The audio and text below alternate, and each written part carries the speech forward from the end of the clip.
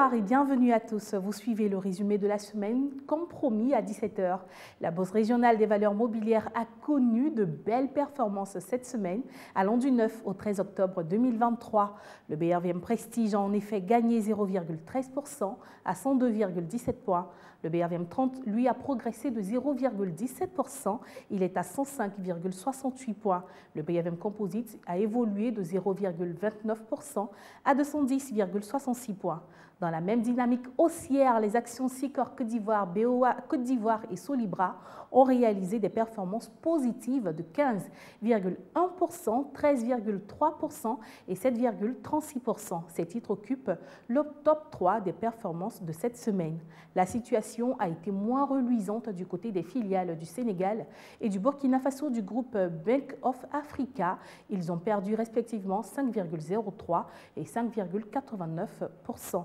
Total Sénégal également a régressé de 5,7%.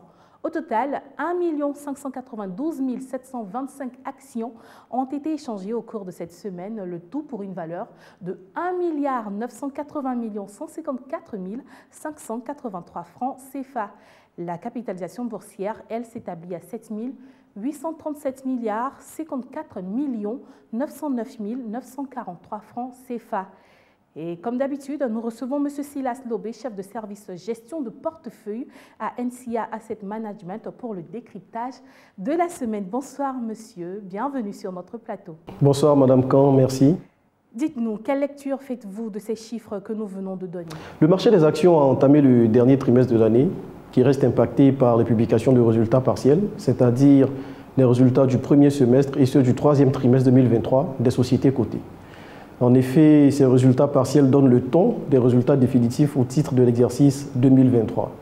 Ainsi, le marché réagit à ces publications par anticipation des résultats définitifs 2023 qui, eux, seront publiés en 2024. Dans ce cadre, il convient de distinguer les mouvements qui sont significatifs de ceux qui ne le sont pas.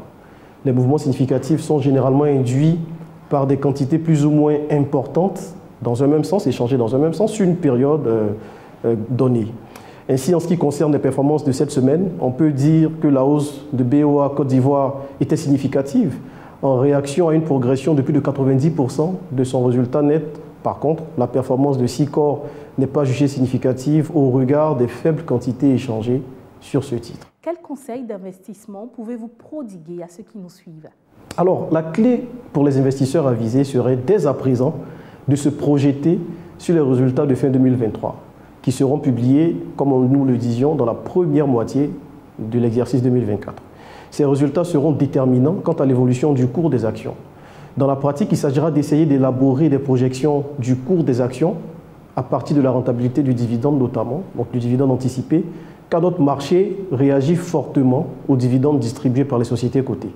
À cet effet, les variables clés à prendre en compte seront l'évolution historique de la rentabilité du dividende de l'action, ainsi que celle du marché en général, et les pourcentages de résultats qui sont distribués par les sociétés au fil des années.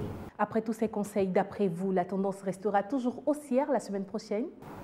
Alors, sur cette fin d'année, la tendance devrait rester haussière sur certains secteurs, tels que le secteur finance et services publics, avec les leaders tels que BOA Côte d'Ivoire, Société Générale, ou encore dans le service public Orange Côte d'Ivoire et Sonatel, au regard bien sûr des excellentes performances qui sont réalisées au titre du premier semestre et qui devraient se confirmer au troisième trimestre. Par contre, pour les autres secteurs, l'évolution devrait être mitigée, toujours en fonction des résultats qui seront publiés par les sociétés d'appartenance de ces secteurs-là.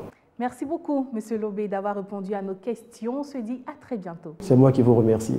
Pour vous, très chers internautes, merci de nous avoir suivis et à lundi prochain dès 10 h 15.